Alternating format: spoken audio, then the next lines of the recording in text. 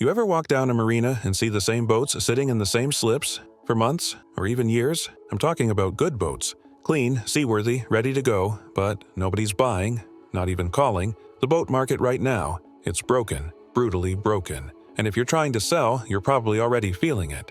Prices are in freefall, interest is dead, and sellers are bleeding cash just trying to keep their boats afloat, literally and financially. The dream of boat ownership is turning into a slow-motion nightmare for a lot of folks. In this video, I'm pulling no punches. I'll show you exactly what's going wrong, why buyers are holding all the cards, and how some boats that should have sold a year ago, are rotting in their slips while the owners sink deeper into debt or denial. Let's get into it. Let's be honest, this isn't just about fixer-uppers or old beaters sitting around. Even good boats, well-maintained, solid, cruising-ready vessels are struggling to sell. Boats that would have been snapped up in a week or two just a few years ago are now sitting for months, even years, without a single serious offer. So, what the hell happened? The answer is a perfect storm of market conditions. First off, inventory is up, way up. There are just more boats on the market right now than there are serious buyers. When buyers have 100 boats to choose from, they get picky, and they should. That means your boat, no matter how good it is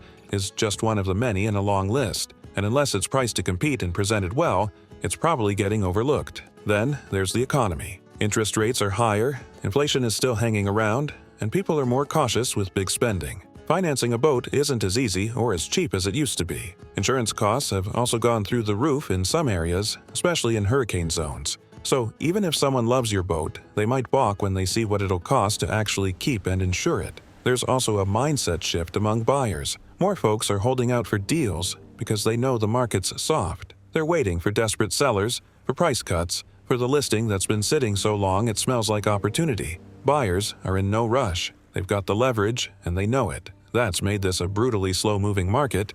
And here's the kicker. Boats that sit too long start to feel stale. If your listing's been up for 6 months or more, buyers start to wonder what's wrong with it. Even if there's nothing wrong, the perception becomes reality. They skip past it.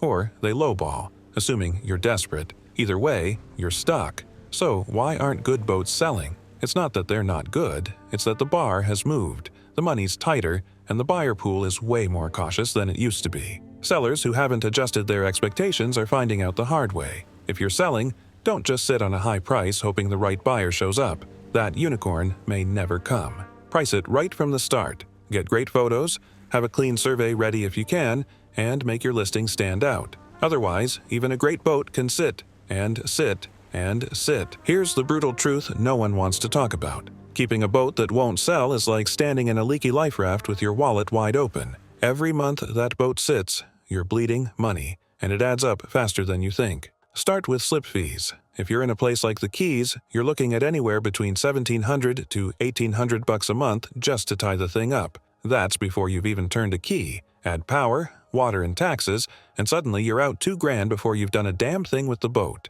Now, toss in maintenance. Bottom cleanings every month, maybe $80 to $100. Then there's the bottom job itself, which you'll need every 2 to 3 years. Figure $5,000 to $7,000 depending on where and how you haul out. And even if the boat just sits, things wear out. Pumps go bad, hoses crack, mold creeps in. A sitting boat isn't a free boat. It's a ticking time bomb of small, expensive surprises. And let's not forget insurance. Rates are climbing and coverage is shrinking. For a decent-sized trawler or cruiser, you're looking at somewhere around $4,000 a year.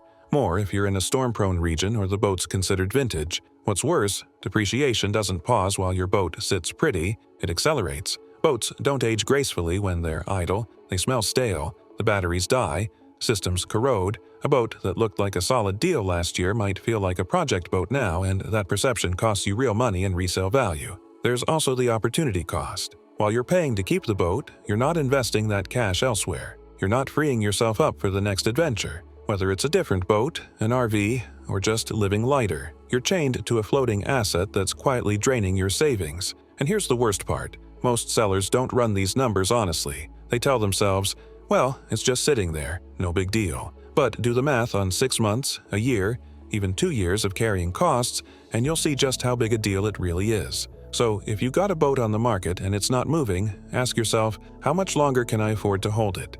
Not emotionally, financially, Because at some point, holding out for your asking price costs you far more than just taking the hit and moving on. If you're trying to sell a boat right now, you've probably noticed a big shift in who holds the power. Spoiler alert, it's not the sellers. Buyers are in control these days, and they absolutely know it. This is what a true buyer's market looks like. There's a flood of inventory. Too many boats and not enough serious buyers. And with so much choice, buyers are taking their sweet time. They're comparing dozens of listings, picking apart specs, photos, and survey reports. They're not in a hurry, and they're not feeling pressure. If your boat doesn't check every box or isn't priced attractively, they just move on. Simple as that. On top of that, buyers are coming in with lowball offers, knowing many sellers are stretched thin. They've seen the market soften. They've seen boats sitting unsold for 6 months, a year, sometimes even 2. They know the longer a boat sits, the more desperate the seller might become. And they're playing that game like pros. What used to be a quick back-and-forth negotiation now turns into weeks of silence unless you're willing to meet their terms. Some buyers will walk away over a few $100s, others will insist on every last survey item being addressed, or they'll move on to the next listing. They're not bluffing. They can move on because there's always another boat just like yours waiting down the dock. And the truth is, sellers haven't quite caught up to this shift. Many still price based on what they think their boat is worth or what they paid years ago, rather than where the market's actually at right now. Buyers don't care about your sentimental attachment or your sunk costs, they care about value. And in this climate, they know they have the upper hand. So, if you're listing your boat today, you better understand the new rules. Price aggressively, be flexible, make the boat as turnkey as possible, and drop the ego at the dock, because buyers are calling the shots, and unless you're ready to play their game, your boat's going nowhere fast. Selling a boat yourself, also known as FSBO, for sale by owner, used to feel like a smart way to save a few bucks. Skip the broker, list it online, and pocket the commission, right? Not anymore. In today's tough market, FSBO is failing hard, and here's why. First off, exposure matters. A boat listed with a reputable broker gets seen. It's pushed to serious buyers, often through established networks and premium listings that individual sellers don't have access to. A DIY ad on Boat Trader or Facebook Marketplace just doesn't carry the same weight, especially when buyers are already overwhelmed with choices. Second, most FSBO listings are weak. Bad photos, vague descriptions, and no recent survey or maintenance records. Buyers see that and immediately assume one thing: red flag. In a market where they can afford to be picky, they're not wasting time on listings that look half-hearted or amateur. Your boat might be great, but if it's not presented right, it's invisible. Then there's the negotiation. Buyers are sharper than ever, and they're not shy about pushing for the lowest possible price. Without a broker to filter offers, handle counterpoints, and keep the deal alive, a lot of private sales fall apart. One little disagreement, like that story with the fuel polishing job, and the whole thing collapses. Meanwhile, your boat keeps sitting. And don't forget time. FSBO might save you a commission up front, but it can cost you months or even years of slip fees, insurance, and upkeep. That savings disappears fast if your boat just sits while you wait for the perfect buyer to wander along. Bottom line, selling a boat on your own might have worked in a hot market, but today, with inventory high and buyers scarce, it's usually a losing game. Most FSBO sellers either end up going back to a broker later or selling at a deep discount after months of frustration. And by then, the boat's lost even more value just from sitting still. So unless you've got time, patience, and serious marketing chops, FSBO just doesn't hold water anymore. There comes a point in every boat owner's journey where the dream hits a wall, and you're forced to ask a tough question. Should I sell it, sail it, or scrap it? It's a decision nobody wants to make, but this market is putting a lot of folks right at that crossroads. If you've had your boat listed for a while with no bites, or you're staring down another season of paying slip fees, insurance, and maintenance with no end in sight, it's time to face some realities. Boats are not appreciating assets. They don't gain value sitting at the dock. They lose it fast. Let's talk about selling. It sounds simple, but right now, it's not. In a buyer's market, boats are selling only if they're priced aggressively and presented well. If you're not willing to come down to meet where the market is, the boat will just sit. Every month it sits, you're paying to keep it alive and watching its value slide even further.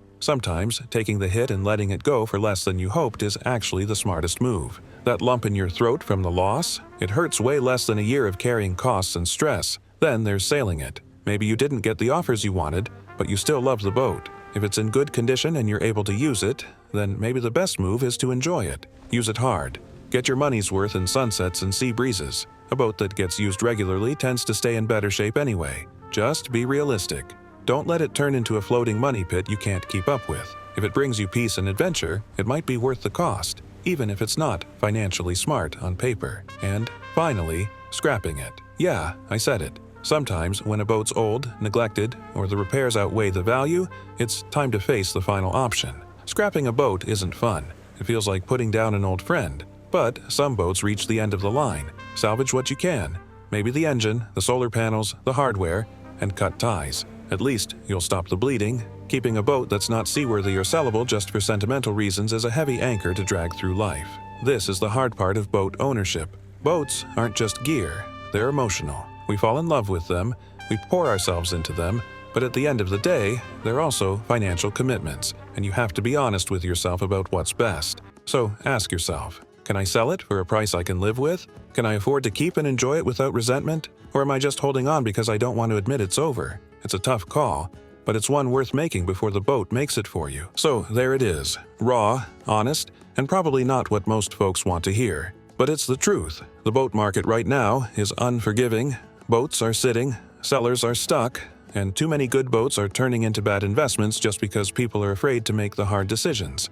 But you don't have to be one of them. Whether you decide to cut your losses, get back out on the water, or part ways entirely, make the call with clear eyes. Don't let sentiment cost you thousands, and don't wait for a market miracle that might never come. Thanks for sticking around with me. If you got something out of this, hit that like button, subscribe, and share it with someone who needs to hear it. And drop a comment. What are you seeing out there? Are you trying to sell? Thinking about buying? Let's talk about it. Until next time, live life with no regrets, keep your lines loose, and I'll see you out on the water, or maybe out on the road. Peace out.